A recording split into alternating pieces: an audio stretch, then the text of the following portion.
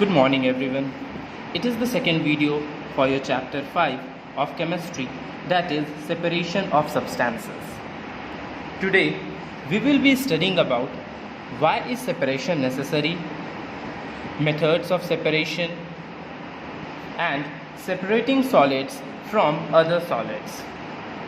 So the first topic that we will be coming across is why is separation necessary? Why is separation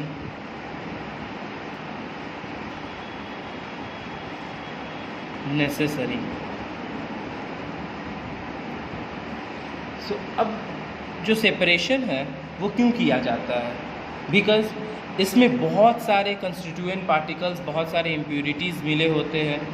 ठीक है, तो separation of mixture into constituent is often necessary for several reason. तो there are several reason for the separation of particular mixture. There are several reasons for the separation. So first is to remove. पहला क्या है? To remove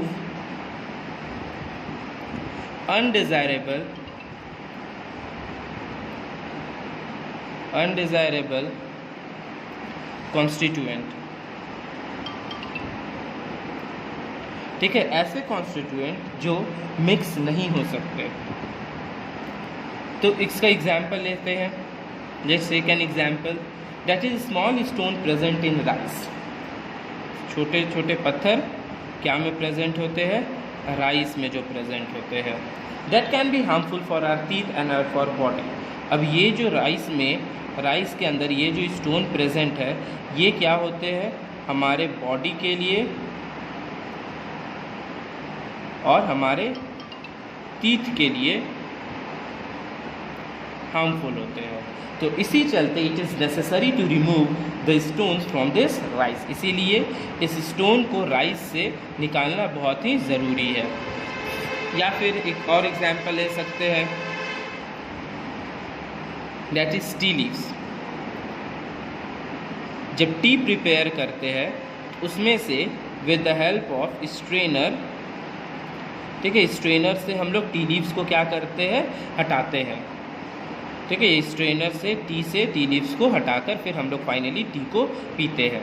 now if you are not found of chillies, you separate them from vegetables before eating. जिसको मिर्च पसंद नहीं है वो लोग क्या करते हैं? तो वो चिलीज़ को वेजिटेबल्स से हटा देते हैं, उसको नहीं खाते हैं. Sometimes harmful substance are present in river water. They must be remove before supplying water to our homes. तो कभी कभी जो वाटर सप्लाई वाटर जो हमारे घर पर आता है उसमें भी क्या होता है? बहुत सारी इम्प्यूरिटीज़ प्रेजेंट होते हैं. लेकिन सप्लाई वाटर को हमारे घर में पहुंचने से पहले उसको प्यूरिफाई किया जाता है. उसके अंदर जितने भी कॉन्स्टिट्यूएंट्स पार्टिकल होते हैं उनको हटाया जाता है, उनको रिमूव किया जाता है, इन कॉन्स्टिट्यूएंट्स पार्टिकल्स को. और तब जाकर फाइनली वो हमारे घर तक, ये जो सप्लाई वाटर है ये तब जाकर हमारे हाउसेस तक पहुंचते हैं, हमारे घर तक पहुंचते हैं. This is done at the water work in the towns and cities and by water filter used eight Holmes. और फाइनली फिर क्या होता है? ये सप्लाई वाटर हमारे घर में आते हैं, उसको फिर हम लोग क्या करते हैं? वाटर फिल्टर से उसको और फिल्टर करते हैं एंड फाइनली वाटर फिल्टर से फिल्टर कर कर उसको हम लोग ड्रिंक करते हैं. ठीक है, तो उसमें पहले रिवर से वो कहाँ गया? रिवर से वो गया वाटर वर्क में गया, वहाँ पर फिल्टर हुआ, यहाँ पर फिल्टर हुआ, वहाँ से फिर सप्लाई वाटर बनकर हमारे घर में आया, फिर हमारे घर में वाटर फिल्टर से वो फिल्टर होकर हम लोग उसको फाइनली फिर ड्रिंक करते हैं. So, sometimes harmful substance are also present in air. अब कुछ हार्मफुल सब्सटेंस एयर में भी प्रेजेंट होते हैं. तो एयर में एज वी नो, एयर जो है वो बहुत सारे मिक्सचर है क्या का? तो it is a mixture of gases. ठीक है, वो क्या का मिक्सचर है? गैसेस का मिक्सचर है, स्मोक का मिक्सचर है एंड डस्ट पार्टिकल्स। इसमें बहुत सारी चीज़ मिले हुए हैं, गैसेस है, स्मोक है, डस्ट पार्टिकल्स है, ठीक है, माइन्यूट पार्टिकल, ऐसे ऐसे पार्टिकल्स प्रेजेंट है जो हमें दिखते नहीं हैं। तो अब आवर बॉडी ओनली रिक्वायर क्या? ऑक्सीजन। तो इस एयर से हमारा बॉडी सिर्फ क्या रिक्वायर करता है? सिर्फ ऑक्सीजन रिक्वायर करता है। अब ये ऑक्सीजन वो कैसे इनहेल करेगा? तो हमारा जो लंग्स है वो हेल्प करता है इस ऑक्सीजन को इनहेल करने में। और जो भी वेस्ट होता है लाइक कार्बन डाइऑक्साइड और any other type of waste, वो हम लोग ब्रीद आउट कर देते हैं। It separate the oxygen and breathe out the other components. अब जो हमारा लंग्स है वो क्या करता है? हमारा लंग्स ऑक्सीजन को सेपरेट करता है और जो भी अदर कॉम्पोनेंट्स है उसको हम लोग ब्रीद आउट कर देते हैं। You may have seen a person who are very ill being put on respirator which supply oxygen to the patient. अब कभी कभी देखोगे हॉस्पिटल में एक टैंक आता है, ठीक है, एक सिलेंड्रिकल टैंक होता है। अब इस सिलेंड्रिकल टैंक में क्या होता है? सिर्फ ऑक्सीजन फील्ड होता है, उसमें कोई भी डस्ट पार्टिकल, स्मोक या other type of gases mix नहीं होता। वो सिलेंड्रिकल टैंक्स में सिर्फ ऑक्सीजन होता है। क्यों? क्योंकि अब ये जो सिलेंड्रिकल टैंक्स है वो किसको लगाया जाता है? वो इल पर्सन को लगाया जाता है। जो पर्सन इल है उसको लगाया जाएगा, जो बीमार पर्सन है उसको ये लगाया जाता है। क्यों? क्योंकि उसका बॉडी उस समय उतना केपेबल नहीं होता है कि वो मिक्सचर ऑफ गैसेस को, वो एयर को ब्रीद इन कर वो सेपरेट कर सके ऑक्सीजन को और अदर कंपोनेंट्स को। इस चलते ये सिलेंड्रिकल टैंक्स लगाया जाता है इल पर्सन को, जिसके कारण वो क्या डायरेक्टली इनहेल कर सके, ऑक्सीजन इनहेल कर सके। And the process of separating the unwanted components is already done so that the person do not have to do it. और ये जो कंपोनेंट्स है जो सिलेंड्रिकल टैंक्स में या जो ऑक्सीजन के साथ जो अदर और गैसेस प्रेजेंट है या स्मोक प्रेजेंट है या डस्ट पार्टिकल प्रेजेंट है, उसको पहले ही सेपरेट कर दिया जाता है, क्योंकि उसका बॉडी जो है वो इल पर्सन का जो बॉडी है वो ये काम नहीं कर सकता है। Now second is, first was to remove undesirable components and second is to obtain useful constituents. ठीक है, जो भी यूजफुल कॉन्स्टिट्यूएंट्स है उसको हम लोग कैसे ऑब्टेन कर सकते हैं, जो हमारे लिए बहुत ही इम्पॉर्टेंट है, उस कॉन्स्टिट्यूएंट को हम लोग कैसे ऑब्टेन कर सकते हैं। तो सिंपल फर्स्ट इसका एग्जांपल लेते हैं, बटर। बटर क्या से ऑब्टेन होता है?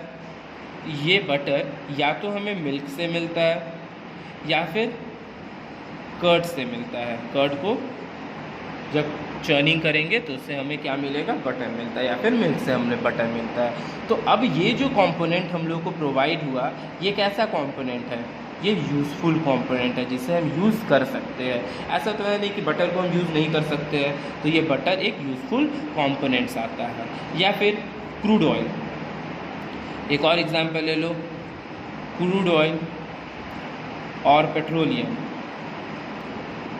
ठीक है, ये क्या है? क्रूड ऑयल या पेट्रोलियम, ये मिक्सचर है। It is a mixture of several useful constituent, mixture of constituents. ये बहुत सारे कॉन्स्टिट्यूएंट्स का मिक्सचर है, लेकिन अब इसमें भी कुछ प्रोसेस होता है और उस प्रोसेस से फिर हम क्या क्या ऑब्टेन करते हैं?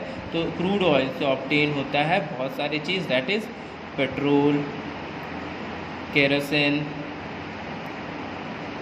डीजल, तार, ठीक है, एक्सेट्रा, और बहुत सारी चीज़ हम इस क्रूड ऑयल से ऑब्टेन कर सकते हैं। तो ये जो सेपरेशन हुआ इसमें हमें क्या मिला? ये ऑब्टेन हुआ। अब ये जो पेट्रोल, केरोसिन, डीजल या अदर टार या अदर कंपोनेंट्स जो है वो क्या होते हैं? ये सब सारे यूज़फुल कंपोनेंट्स है, ये हमारे लिए, हमारे लाइफ के लिए बहुत ही नेसेसरी कंपोनेंट्स है। थर्ड आता है to obtain pure substance. Third is to obtain pure substances. अब प्योर सब्सटेंस को ऑब्टेन हम लोग कैसे करेंगे? तो it is sometimes substance in the pure form are need to use at home. अब कुछ कुछ ऐसे सब्सटेंस है जो डायरेक्टली हम लोग प्योर फॉर्म में ही हम लोग घर में यूज़ करते हैं। फॉर एग्जाम्पल सॉल्ट, ये कैसे ये ऑब्टेन होता है? तो जो भी ओशन वाटर है या सॉल्टी वाटर है या सी वाटर है, जो भी सॉल्टी वाटर है, उसमें क्या किया जाता है, उसमें इवापोरेशन प्रोसेस होता है। अब इवापोरेशन प्रोसेस से फाइनली फिर हम लोग क्या करते हैं, ये सॉल्ट हम लोग को ऑब्टेन होता है और उससे भी फिर हम लोग इस सॉल्ट को और प्यूरिफाई कर कर उससे प्योर सब्सटेंस हम लोग ऑब्टेन कर पाते हैं। अब ये प्योर सब्सटेंस ऑब्टेन करने के लिए एवरी माइन्यूट, छोटा से छोटा जो माइन्यूट पार्टिकल भी होता है, माइन्यूट पार्टिकल्स भी जो होता है उसको भी हम लोग को सेपरेट करना पड़ता है, तब जाकर हम लोग को प्योर सब्सटेंस हम लोग को ऑब्टेन होता है।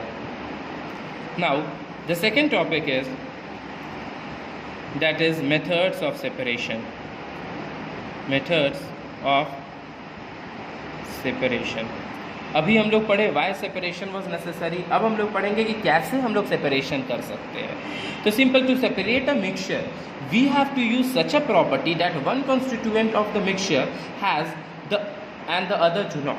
Means हम लोग को जब सेपरेशन करना है, सेपरेट करना है किसी भी सब्सटेंस को, तो हम लोग को ऐसा सब्सटेंस हम लोग को देखना होगा जो एक के पास वो प्रॉपर्टी हो और दूसरे के पास नहीं हो। फॉर एग्जाम्पल अगर हम लोग लेते हैं, इसको एग्जाम्पल लेके समझते हैं, तो आयरन और सल्फ़र, सपोज़ एक मिक्सचर है जिसमें आयरन और सल्फ़र को मिक्स किया गया है। अब इस मिक्सचर को हम लोग कैसे सेपरेट करेंगे, तो इस मिक्सचर को सेपरेट करने के लिए सिंपल हम लोग क्या करेंगे, एक मैग्नेट लाएंगे और मैग्नेट लाकर इस मिक्सचर में रख देंगे, तो जो भी मेरा आयरन होगा वो इस मैग्नेट में जाकर स्टिक कर जाएगा और जो सल्फ़र हो जाएगा वो भी ऑब्टेन हो जाएगा और हमें मैग्नेट भी ऑब्टेन हो जाएगा। तो इस चलते जो प्रॉपर्टी है, सबसे इम्पॉर्टेंट प्रॉपर्टी है, वो क्या यूज़ होता है सेपरेट करने के लिए, दैट इज़ कलर। तो what are the properties that are use to separate solid from a mixture of solid. अब ये जो मेथड ऑफ सेपरेशन है वो पहला किस में आता है, पहले प्रॉपर्टीज़ बाद में देखेंगे, सबसे पहले देखेंगे कि ये जो मेथड ऑफ मिक्सचर है वो भी डिपेंड करता है अलग अलग टाइप ऑफ मिक्सचर पर। तो पहला जो मिक्सचर है वो कैसा, क्या का है, that is separation of solid from other solid, separation of solids from other solids। अब इसमें क्या होता है, that is common property. The common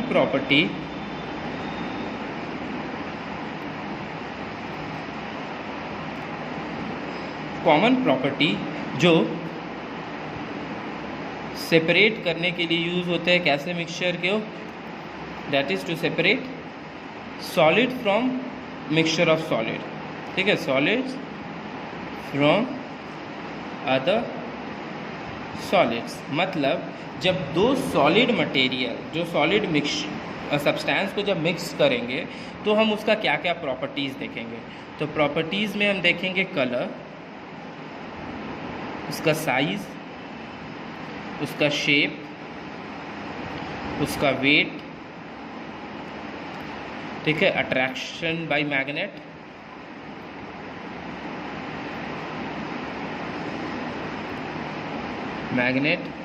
और solubility in a liquid, means वो सॉल्यूबल है या नहीं है लिक्विड में। तो पहला जो मेथड होता है उसको हम लोग क्या बोलते हैं, थ्रेसिंग बोलते हैं। पहला मेथड को क्या बोलते हैं, थ्रेसिंग। और उसके बाद एक प्रोसेस यूज़ होता है दैट इज़ विनोइंग। अब ये दोनों को हम लोग एक्सप्लेन वे में पढ़ेंगे डिटेल में।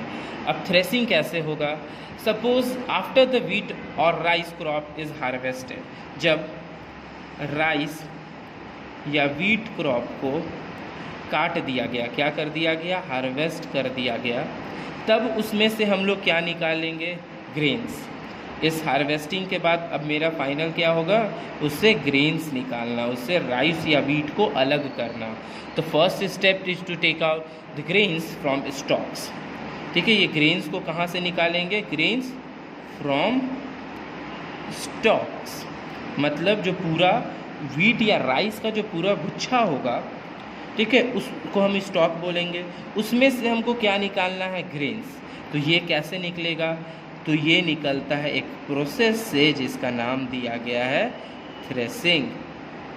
थ्रेसिंग का मतलब क्या हो गया, उस गुच्छे को, उस स्टॉक को या तो हम लोग दो चीज़ से कर सकते हैं, इस गुच्छे को, इस स्टॉक को या तो हम लोग क्या करेंगे, पीटेंगे, मारेंगे, मीन्स कहाँ, बीट करेंगे the stalk, beat the stalk, कहाँ पर, ऑन द ग्राउंड, ठीक है, उसको पकड़ कर उसको हम ग्राउंड पर मारेंगे, या फिर और अ हार्ड सरफेस, किसी हार्ड सरफेस पर मारेंगे। सपोज़ एक क्या करो, एक सिंपल स्टिक लो और उसको थोड़ा सा फेविकॉल लगाकर उसमें, उस स्टिक में राइस को लगा दो। अब राइस को जैसे ही लगाओगे और उसको जब बीट करोगे ग्राउंड पे तो क्या होगा, वो राइस नीचे गिर जाएगा। सेम उसी तरह क्या होता है, ये थ्रेसिंग प्रोसेस किया जाता है। अब ये थ्रेसिंग प्रोसेस में जब उसको बीट किया गया तो ग्रेन्स के साथ और एक चीज़ निकला, ग्रेन्स के साथ क्या निकलता है, शैफ भी निकलता है, जिसको हम लोग भूसा बोलते हैं, ठीक है। ग्रेन्स के साथ क्या निकला, शैफ निकला। अब ग्रेन्स और शैफ मिक्स्ड है, अब इसको फिर से सेपरेट करना है, तो इसको फिर से सेपरेट करने के लिए हम लोग एक और प्रोसेस लगाते हैं, ठीक है। अब ये फिर से सेपरेट कैसे करेंगे, उस प्रोसेस को हम लोग क्या बोलते हैं, विनोइंग बोलते हैं, ठीक है। उस प्रोसेस को हम लोग क्या बोलेंगे, विनोइंग। अब विनोइंग कैसे किया जाता है ये अभी हम लोग पढ़ेंगे डिटेल में, लेकिन उससे पहले एक और चीज़ जानते हैं कि थ्रेसिंग में हम लोग ग्राउंड में भी बीट कर सकते हैं या फिर हार्ड सरफेस में, या फिर और प्रोसेस होता है, उससे क्या करेंगे, ट्रैम्पलिंग द हार्वेस्टेड व्हीट और rice using animal, means trampling by animals. Trampling by animals मतलब उसको नीचे ग्राउंड में रखेंगे, ज़मीन पर रखेंगे और उसके ऊपर एनिमल्स को रन करवा देंगे, चलवा देंगे। अब जब एनिमल्स चलेंगे उस पर तो जिसके कारण क्या होगा, उनके हाई वेट के कारण, ज़्यादा हैवी वेट के कारण क्या होगा, उसमें से जो स्टॉक है वो धीरे धीरे टूटेगा और ग्रेन अलग हो जाएगा, ठीक है। या फिर एक और आता है, मशीन्स आता है जिसका नाम होता है थ्रेशर, ठीक है। ये मशीन आता है थ्रेशर, इससे भी हम लोग यूज़ कर हम क्या कर सकते हैं, इस पर्टिकुलर ग्रेन्स को स्टॉक से अलग कर सकते हैं। अब जब ग्रेन्स अलग हो गया, ठीक है, तो उसमें क्या मिला, ग्रेन्स मिला और शैफ मिला। तो by using the property that the grain is heavier than chaff, अब इतना तो हमको पता है ग्रेन्स ये हेवी है और जो भूसा होता है, जो शैफ होता है, वो लाइट वेट का होता है। तो अब ये हैवी होने के कारण और ये लाइट वेट होने के कारण इसको हम कहाँ से गिराएंगे, इसको हम हाइट से फॉल करेंगे, ठीक है। इसको हम हाइट से फॉल करेंगे, गिराएंगे। अब जब इसको हाइट से फॉल करेंगे तो उस प्रोसेस को क्या बोलेंगे, उसी प्रोसेस को विनोइंग बोला जाता है। अब हाइट से फॉल करने से होगा क्या, तो इससे ये फिगर में देखिए, हाइट से जैसे ही फॉल करेंगे तो ये जो ग्रेन्स है, ये हाइट से फॉल हो रहा है, इसमें ग्रेन और शैफ मिला हुआ है। ग्रेन्स इधर आ गया ये हैवी वेट के कारण, और शैफ लाइट वेट के कारण इधर आकर जमा हो जाएगा। तो we can easily separate the chaff from the grains. The chaff from the heap form a heap at a little distance away from the heap of the grain. अब दोनों का अलग अलग हीप फॉर्म कर जाएगा, ऐसे इधर हो जाएगा, इधर शैफ फॉर्म कर जाएगा और इधर ग्रेन्स फॉर्म कर जाएगा, ग्रेन्स का हीप फॉर्म करेगा, जिसके कारण ग्रेन्स को हम फिर अलग ऑब्टेन कर सकते हैं। ये था पहला process, that is threshing and winnowing. अब आते हैं सेकेंड प्रोसेस पर। सेकेंड प्रोसेस है हैंड पिकिंग। अब हैंड पिकिंग कैसे किया जाता है, तो हैंड पिकिंग किया जाता है जब दो अनडिजायरेबल सब्सटेंस रहे। कैसे सब्सटेंस, अनडिजायरेबल सब्सटेंस जो मिक्स नहीं कर सकते हैं, undesirable substances. Example, pieces of stones किस में, तो इन राइस और दाल।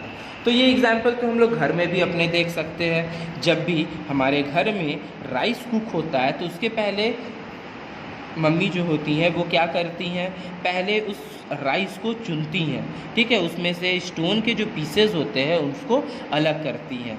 स्टोन के पीसेस को अलग करने के बाद फिर भी डायरेक्टली राइस को बॉईल करने के लिए, कुक होने के लिए नहीं डाला जाता है, उसके बाद उसको धोया जाता है, वॉश किया जाता है। उससे जो छोटे इम्प्यूरिटीज़ होते हैं, जो माइन्यूट पार्टिकल्स होते हैं, लाइक जो शैफ हो गया, बचा हुआ शैफ हो गया, वो उसमें से लाइट वेट के कारण देखिएगा वो ऊपर आ जाता है, ठीक है। जब राइस को वॉश कीजिएगा तो जो शैफ है लाइट वेट के कारण ऊपर आ गया, एंड जो राइस है वो हैवी वेट के कारण नीचे सेटल डाउन ही किया हुए रह जाता है। एंड फाइनली इस प्रोसेस से हम लोग हैंड पिकिंग प्रोसेस यूज़ करते हैं सेपरेट करने के लिए, that is pieces of stone from rice या दाल। तो अब ये क्यों होता है, ये क्यों पॉसिबल है? Because the particles of undesirable substance are different from food grains. अब ये दोनों में बहुत सारे डिफरेंस होते हैं। Difference in what sense? तो difference in the sense of colour, in shape and size. Stone का शेप अलग होगा, साइज अलग होगा, कलर अलग होगा in comparison to rice. This method is convenient when undesirable components are present in small quantity. ये hand picking तभी possible है जब जो अमाउंट है राइस और स्टोन का वो कम है। अगर मान लो हमको बोल दिया जाए कि हीप ऑफ सैंड है, सैंड में से हमको स्टोन्स अलग करना है, उसको कैसे अलग कर सकते हैं? मान लो सपोज सैंड का पूरा हीप लगा हुआ है, पूरा वहाँ पर एरिया में सैंड कवर्ड है, उससे हमको स्टोन अलग करना है, तो उसके लिए तो हम लोग हैंड पिकिंग यूज़ कर नहीं सकते हैं, क्योंकि जो सैंड होगा वो कितना ज़्यादा होगा, कितना स्पेस लिया हुआ होगा, उसमें से हम लोग डिग कर स्टोन निकालना, इट इज़ इम्पॉसिबल। तो अब दोनों में देखेंगे तो डिफरेंस भी है, साइज़ का भी डिफरेंस है, शेप का भी डिफरेंस है, कलर भी डिफरेंस होता है, ठीक है। लेकिन अब इन दोनों को सेपरेट करने के लिए एक प्रोसेस यूज़ होता है, that is the third process, जिसका नाम है सीविंग, ठीक है, इसका नाम है सीविंग, जिससे हम लोग सीव कर उसको यूज़ कर सकते हैं। तो when the constituents of mixture having particles of different size, a sieve can be used to separate them। जब भी डिफरेंट साइज़ का पार्टिकल होगा तो हम लोग क्या यूज़ करते हैं? सीव यूज़ करते हैं, जिसको हम लोग चलनी बोलते हैं, ठीक है। घर में भी यूज़ होता है, फ्लोर, मैदा, आटा, इसको चालने के लिए। जब बाहर देखेंगे तो हम लोग सैंड को भी स्टोन से अलग करने के लिए हम लोग यूज़ करते हैं सीव को, ठीक है। तो अलग अलग पार्टिकल्स के लिए अलग अलग, जितना माइन्यूट पार्टिकल्स हमको चाहिए तो हर के लिए अलग अलग होल्स का प्रेजेंट हुआ सीव आता है। घर में देखेंगे जो चलनी होगा वो सर्कल होगा और इसमें बहुत सारे नेट टाइप स्ट्रक्चर क्रिएट होगा, ठीक है, ऐसे नेट टाइप स्ट्रक्चर क्रिएट होता है। एंड फाइनली फिर इससे रखकर हम लोग चालते हैं, सीव करते हैं। The size of the pores in the sieve depend of the size of particle of the constituent to be separated. तो ये जो पोर्स दिख रहा है, ये जो होल दिख रहा है, ये डिपेंड करता है किस पर, कि किस साइज ऑफ पार्टिकल्स को हम सेपरेट कर रहे हैं, ठीक है। किस साइज़ ऑफ पार्टिकल्स को हम सेपरेट कर रहे हैं, उसी सेपरेशन पर, उसी साइज़ ऑफ पार्टिकल्स पर ये होल्स डिपेंड करता है। A sieve with fine pores is use to separate undesirable substance in flour. तो जो बहुत ही ज़्यादा फाइन पोर्स जो होता है वो हम लोग कब यूज़ करते हैं? फ्लोर को सेपरेट करने के लिए, मैदा को, उसमें से जो इंसेक्ट प्रेजेंट है, जो शैफ प्रेजेंट है, उसको अलग करने के लिए हम लोग यूज़ करते हैं। A sieve with bigger pores is used as construction site. Fine pores के लिए, फ्लोर के लिए यूज़ किए। अब बिगर पोर्स हम लोग यूज़ करते हैं किस लिए? कंस्ट्रक्शन साइट्स पे, ठीक है। जो कंस्ट्रक्शन साइट्स होता है दैट इज़ टू सेपरेट किसको करने के लिए? सेपरेट